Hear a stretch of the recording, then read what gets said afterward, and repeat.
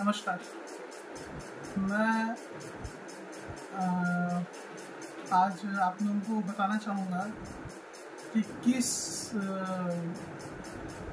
फल, पुष्प या बेलपत्र से भगवान शंकर प्रसन्न होते हैं। बहुत जन को देखा जाता है कि लोग सुबह सुबह सो के उठते हैं और अपने घर से निकलते हुए एक हाथ में बैग लेकर के और किसी के भी घर से फूल वगैरह निकालना, तोड़ना स्टार्ट करते, जो बाहर टंगे हुए रहते हैं उन पुष्पों को चुनना स्टार्ट कर देते हैं। देखा जाता है कि रोड के आस जो डिवाइडर लगा रहता है उसके भी पुष्पों को तोड़ करके भगवान में चढ़ाएंगे करके रख लेते हैं अपने बैग में और अपने घर ले आके बढ़िया उस फूलों से माला और पुष्प भगवान के ऊपर चढ़ा करके उनकी पूजा करते हैं। बताना चाहूँगा, ऐसे पुष्पों को भगवान स्वीकार नहीं करते, वो उसका नियम है। और ये हम लोग को पुष्पदन की स्टोरी से ये चीज़ें पता भी चलती हैं कि कैसे पुष्प और कैसे पूजा करनी चाहिए भगवान शंकर की, कि कौन से पुष्प को भगवान शंकर स्वीकार करते हैं। ऐसा ही नहीं, मतलब हम लोग राह चढ़ते चलते किसी के घर से बाहर डंगाल निकला है और हम पुष्प तोड़ लेते हैं और अपने पास रख लेते हैं और जाके फिर मंदिर में जाके चढ़ा देते हैं। अर्पण, समर्पण, जो दो चीज़ें होती है ना, ये समझने वाली बात होती है। जब हम अर्पित करते हैं तो हम कौन सी चीजें अर्पित करते हैं जो हमारी खुद की, और समर्पित होते हैं मतलब हम अपने आप को खुद समर्पित करते हैं। तो ये नियम होते हैं कुछ पूजा के, जो मैं आप लोगों को एक पुष्पदन की स्टोरी से बताना चाहूंगा। पुष्पदन महान शिव भक्त के अंतर्गत आता है। महान शिव भक्त के इसलिए अंतर्गत आता है, पहले वो महान भक्त था, फिर भगवान का प्रिय भक्त बना। ये ऐसा है,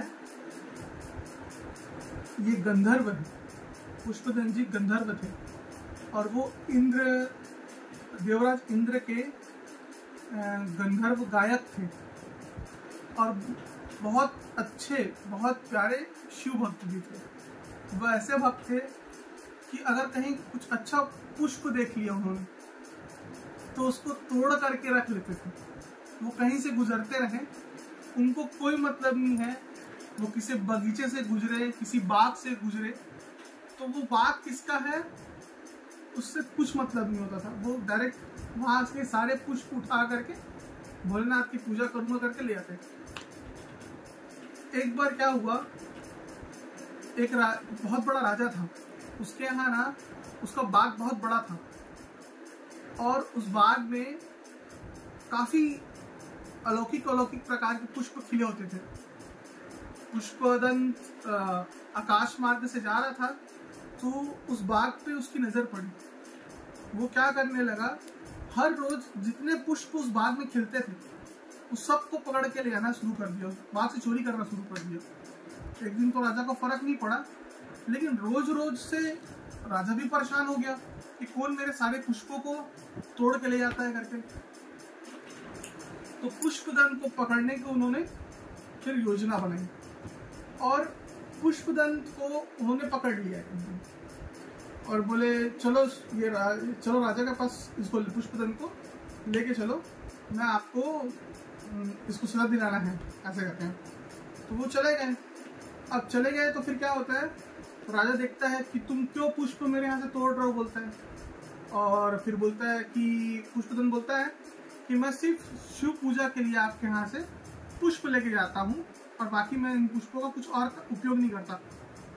लकीली राजा भी शिव भक्त रहता है और वो बोलता है अगर ये बात सत्य है और तुम शंकर जी के लिए पूजा करते हो तो तुम्हारा शंकर जी वो पुष्प को भी अर्पित करेंगे करके, मतलब लेंगे। तो बोलते हैं हाँ बात तो सही है, मैं जब अर्पण करता हूँ शंकर जी को तो मेरे पुष्प को शंकर जी स्वीकार करते हैं।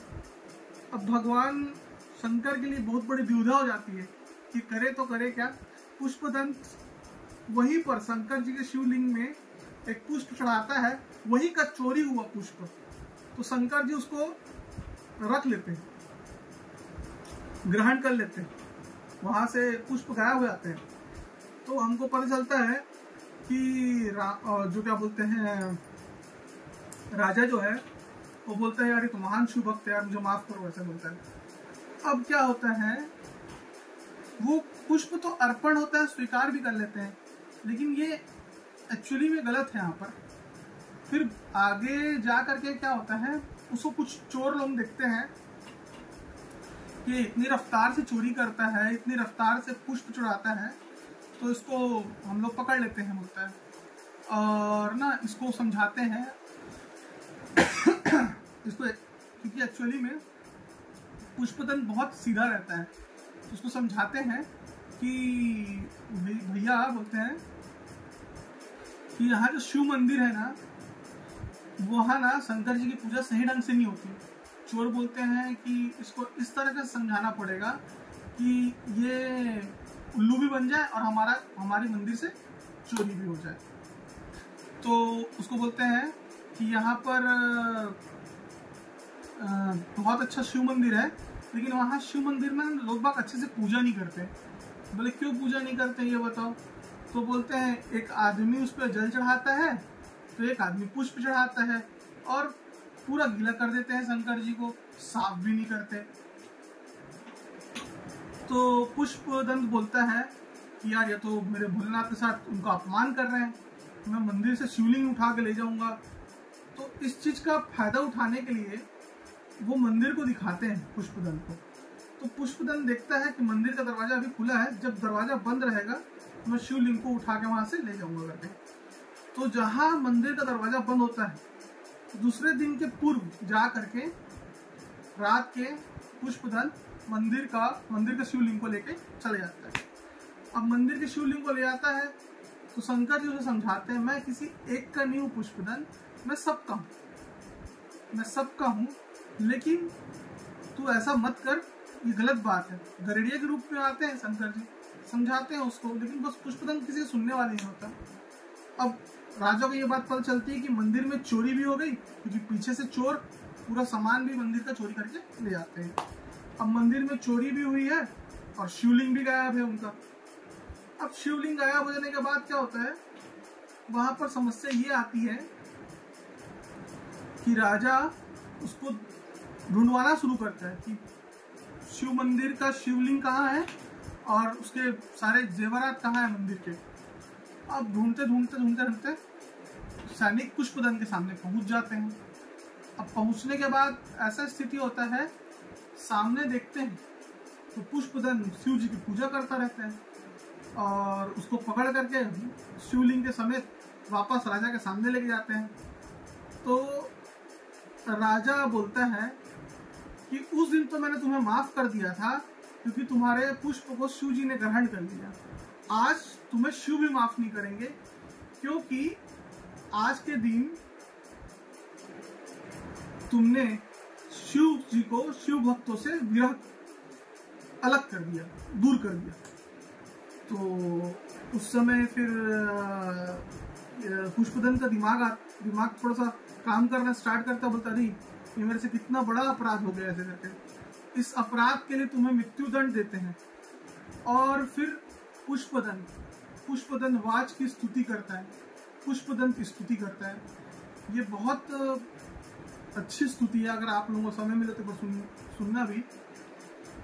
और फिर क्या बोलते हैं, उसी समय शंकर जी प्रकट होते हैं, और शंकर जी पुष्पदंत को बचाते हैं। और ऐसे बचाते हैं, शंकर जी पुष्पदंत को समझाते हुए बोलते हैं कि देखिए, ये पुष्पदंत जो है अच्छा बुरा का फर्क नहीं समझ पाता, सही गलत का फर्क नहीं समझ पाता, केवल खाली पूजा करना है करके उसके दिमाग में चलता रहता है।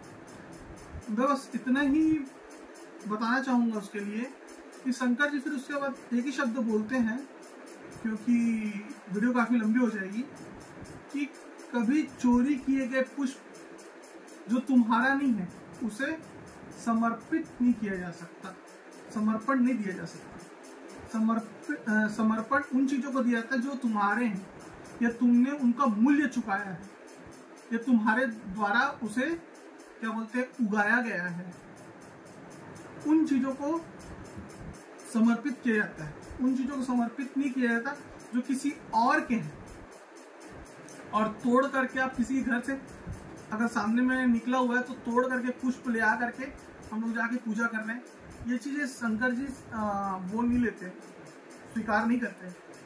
उन चीजों के लिए हमेशा शंकर जी ने भी मना किया है कि इन चीजों का मेरे ऊपर चढ़ावा ना चढ़ाएं, समर्पित मेरे को ना करें। नमस्कार।